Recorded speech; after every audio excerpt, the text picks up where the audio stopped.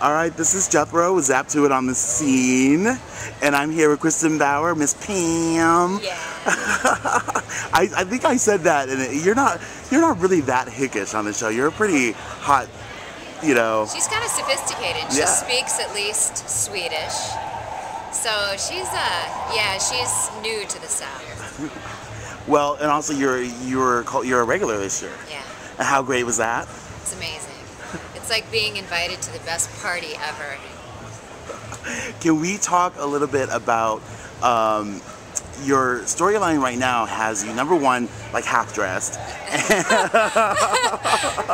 so glad I worked out. Yeah. Is there pressure? Because I talk to the guys a lot about their pressure for being naked, but what's the pressure on the women? Oh my gosh, it's kind of the topic of the conversation on the set between the women, because you read the script and then you have the wardrobe fitting, and that's when you should stop eating and get to the gym. So I was very disciplined for that 10 days before I shot that. That is so funny. Right now we see that Eric is trying his hardest to save you, save your character. Yeah. It seems like no one's trying to help him out. Right. As for where you, how much longer can we expect Pam to be sort of imprisoned? Well, the rest of the season, the dominoes keep getting knocked over in the vampire hierarchy, and there's some major shifts happening in the next episode. I think, what day is it today? Saturday? Mm-hmm. So in 8 days, we're going to see a huge shift. And then it's just a dwindling spiral, very hectic all the way to the end. It's really fun. Everyone in my area in the vampire world is pushed. It's really great. And Pam is pushed emotionally, physically. We find out so much about her relationship with Eric. Oh. Yeah. Can you give us a little hint about what that kind of tension is going to be? Both of them, their lives are at stake, and so you really find out. I didn't think that Pam had an Achilles heel. To find out that she can be vulnerable is amazing, but the circumstances that they wrote are so dire that we see where Pam, you see her humanity, you see her as she almost becomes a little girl. It's incredible. It's that dire.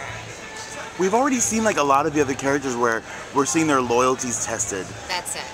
Is Pam heading toward that? Yes, that's her loyalty is tested to the max, and her integrity, and also who she cares about. I always, even really tough people, need one person.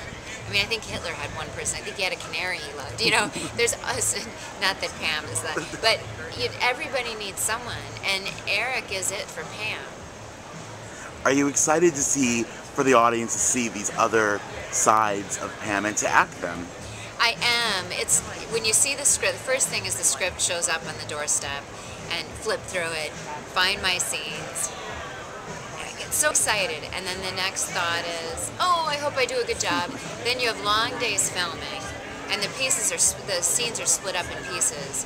So it's this very sort of start and stop for a few 17-hour days, and then months go by, and then you see it on screen. So it's a very long process, and it's everything. It's exciting, it's nerve-wracking, but it's so wonderful to find out more and have the opportunity for me to be tested when Pam is tested. Yeah. With so much story for your character already just in the second half, it might be premature to ask you about next season, but is there anything that maybe you would like to do in the seasons to come? Well, we never really know. They're very smart and they tell the actors nothing. But in the books, Eric loses his mind in book 4, and Pam and Sookie have to take care of him, and I think that would be a blast. And Alan hinted something about that kind of thing maybe happening next year at the panel. He said that. They're also on the panel. You were asked if Eric had to choose, would he choose you or Pam or Sookie? And you actually, I think you never really answered. I didn't answer. You let the fans answer, and they screamed Pam. Yeah. But can you answer now, or you're just? Well, we find that out this year. Oh. Okay, that's all. I don't even want to push anymore because I don't Yeah. I want to see how this goes down. I feel that we see that answer. Okay, so then my final question. We have, us among the media, have this rumor that you never let go of your purse. It's a vicious rumor, and it's just not even true. It really, I don't know how it started. You know, this purse has a little sampling of my life in it. It has food, it has beauty, it has a link to my husband, and it has, I took pictures from the panel of the audience. And I took pictures for Alexander looking that way of the cardboard cutout of him next to Alcide and Charlene, so he'd know he was there, and I emailed those pictures to him. So everything in there is pretty near and dear and representative of you. And my chapstick, which is also extremely important, my cherry chapstick. So rumors true or not? Well, no, there's no truth in it. I don't know how these things get started. Well, thank you so much for your time, and hope to talk to you again. Great, thank you. All right, bye-bye. Bye.